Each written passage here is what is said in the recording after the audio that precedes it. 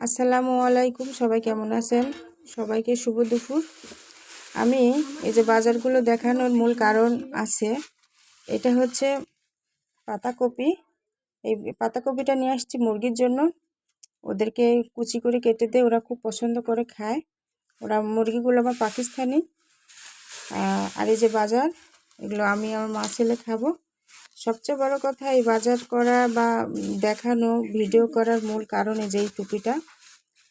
আমি এই টুপিটা কিনছি আমার ছেলের জন্য। আমার ছেলের বয়স 9+। আসলে মাঝে মাঝে বাচ্চাদের যদি আমরা ছোট ছোট উপহার দেই, তারা অনেক খুশি হয়। যেহেতু মাহে রমজান মাস, সে তারাবি পড়ে। আর এমনিতেই